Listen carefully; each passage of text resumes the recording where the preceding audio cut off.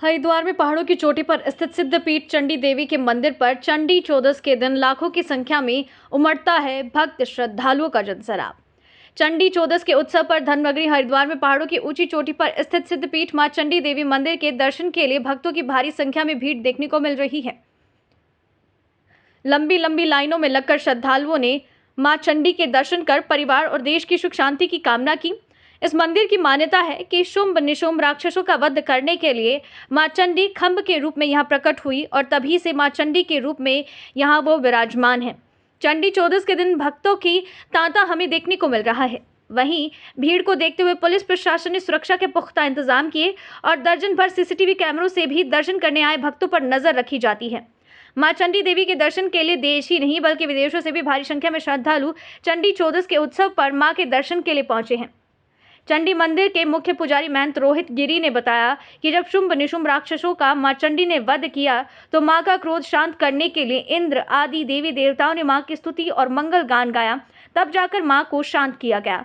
तभी से मां चंडी देवी यहां पर विराजमान है। माना जाता है कि जो भी श्रद्धालु अष्टमी, नवमी और चतुर्दशी पर पूजा अर्चना करता है उसकी सभी मनोकामना पूर्ण हो जाती है। नवभारत समाचार हरिद्वार उत्तराखंड से शहजाद अली की रिपोर्ट। जी, पूर्व काल में, आदिकाल में जब इंद्र आदि देवताओं का जो सिंहासन था उनसे चिक्षुर, चामूर, चंड, मुंड, सिंह, शुंभ निशुंभ आदि दैत्यों द्वारा उनसे उनका राज्य छीन लिया गया था।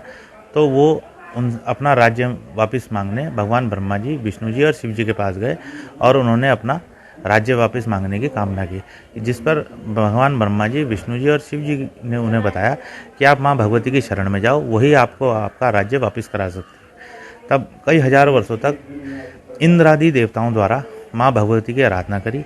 आराधना करने के पश्चात भगवती प्रसन्न हुई और धरती, आकाश, पाताल में जितने भी देवता थे उन सब की शक्ति एक जगह समाहित होकर माँ भगवती में समा गई। और भगवती जो है, जो आप यहाँ पर खंबे के रूप में रुद्र चंडी के रूप में देख रहे हैं, माँ भगवती यहाँ रुद्र चंडी के रूप में विराजमान है। उसके पश्चात माँ भगवती ने शुंभ निशुंभ, चिक्षुर, चामूर, चंड, मुंड आदि दैत्यों का संहार किया। संहार करने के पश्चात माँ भगवती बीच में, जहाँ पर मध्य में आप मंगल चंडी के दर्शन कर रहे हैं, उक्त स्थान पर आकर माँ भगवती विराजमान हो गई, बैठ गई और उनका क्रोध शांत नहीं हो रहा था। जब उनका क्रोध शांत नहीं हो रहा था तो इंद्र आदि देवताओं द्वारा माँ भगवती की स्तुति करी, मंगल गान गाए, माँ भगवती को शांत कराया, जिस पर माँ भगवती प्रसन्न हुई।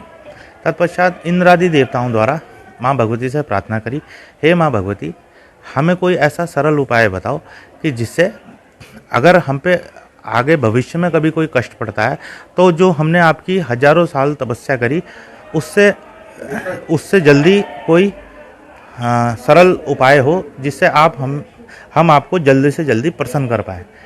जिस पर माँ भगवती ने उन्हें बताया कि जो भी व्यक्ति अष्टमी, नवमी और चतुर्दशी के दिन मेरी यहाँ पर आकर पूजा पाठ, हवन, भंडारा इत्यादि का कार्य करता है, उससे मैं अत्यधिक प्रसन्न हो जाती हूँ और उसकी मैं सारी मनोकामनाएं पूर्ण करती हूँ। जिस कारण चंडी चौदस का त्यौहार मनाया जाता है, जिसमें लोग आज यहाँ पर देश विदेश से भी श्रद्धालु जो आ रहे हैं, सब अपनी मनोकामनाएं माँ भगवती से मांगते हैं। आज के दिन माँ भगवती के दर्शन मात्र का ही विशेष अवसर है और सभी लोग जो हैं माँ भगवती से मनोकामना मांगते हैं, चुन्नी बांध करके माँ भगवती से मनोकामना मांग के जाते हैं।